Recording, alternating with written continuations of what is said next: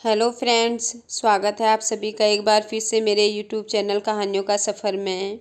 आज मैं आपके लिए एक नई कहानी लेकर आई हूँ। बहुत समय पहले हिरण्यकश्यप नाम के राक्षस ने ब्रह्मदेव की तपस्या करके अमर होने का वरदान मांगा।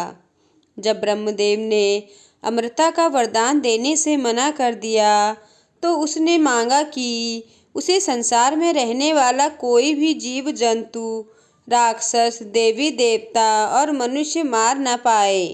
साथ ही न वो दिन में मरे और न ही रात के समय, न तो पृथ्वी पर मरे, न ही आकाश में, न तो घर के अंदर और न ही बाहर, और न ही शस्त्र से मरे और न ही अस्त्र से।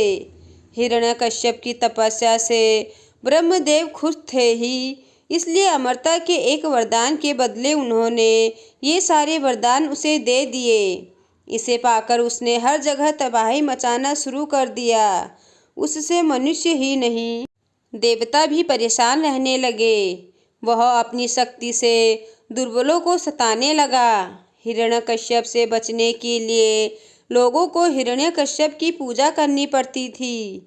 भगवान की जगह जो भी हिरण्यकश्यप की पूजा करता वह उसे छोड़ देता, और जो उसे भगवान मानने से मना करता वह उसे मरवा देता या अन्य सजा देता।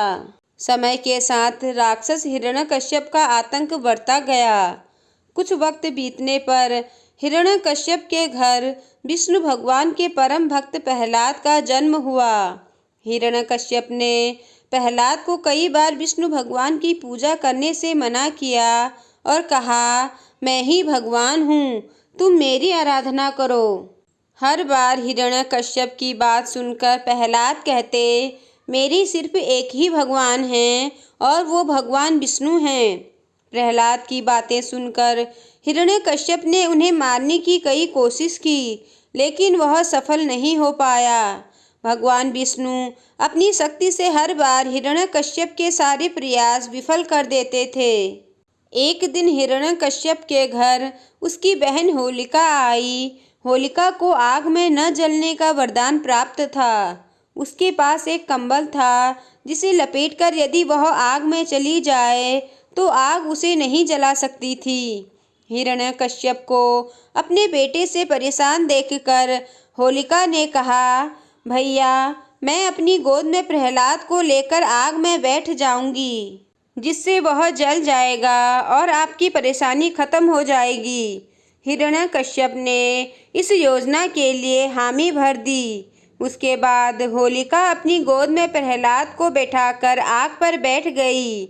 उसी वक्त भगवान की कृपा से होलिका का कंबल प्रहलाद के ऊपर आ गया और होलिका जलकर खाक हो गई।